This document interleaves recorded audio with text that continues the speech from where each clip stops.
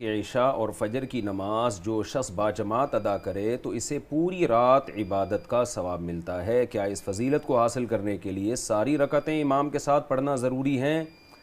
یا اگر کوئی شخص عشاء یا فجر میں مسبوق ہو جائے تو وہ بھی اس فضیلت کو حاصل کر سکے گا؟ صحیح ہے، مسلم کی حدیث ہے،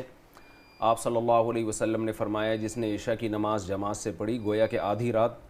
کی عبادت کا ثواب اس کو ملے گا، فکأنما کے الفاظ ہیں گویا کے، اور جس نے فجر کی نماز جماعت سے پڑھی تو اس کو بھی نصف رات کا۔ تو اس سے پتہ چلتا ہے اس حدیث سے کہ جس نے عشاء اور فجر کی نماز جماعت سے پڑھی گویا کہ اس نے پوری رات عبادت کی۔ تو یہ گویا کا لفظ بتا رہا ہے کہ یہ ایک نوعیت کی فضیلت حاصل ہو جائے گی۔ اس کا یہ مطلب نہیں ہے کہ اب تہجد ہی نہ پڑھے وہ اور وہ ضرورت ہی نہیں ہے، تو فضیلت کی بات ہے۔ رہا یہ مسئلہ کہ مسبوق کو بھی اس کا ثواب ملے گا کہ نہیں ملے گا، تو ہدایہ میں ایک مسئلہ لکھا ہوا ہے کہ ایک شخص نے اگر قسم اٹھائی کہ میں جماعت سے نماز پڑھوں گا،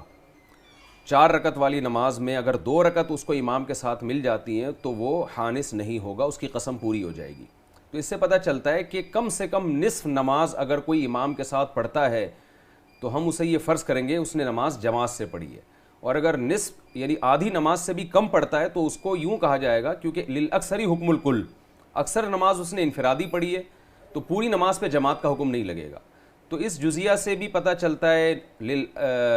اکثری حکم الکل والے اصول سے بھی پتہ چلتا ہے کہ یہ جو فضیلت ہے کہ جس نے عشاء کی نماز اور فجر جماعت سے پڑھی اس کو پوری رات عبادت کا ثواب ملے گا۔ تو اس کے لیے کم سے کم درجہ یہ ہے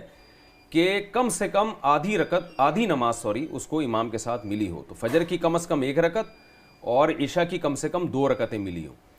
تو باقی یہ ایک الگ بات ہے کہ اگر کسی کو پوری نماز نہیں ملتی تو جتنا حصہ امام کے ساتھ مل جائے، فضیلت اپنی جگہ ہے، لیکن جماعت سے نماز پڑھنے کے ثواب کے لیے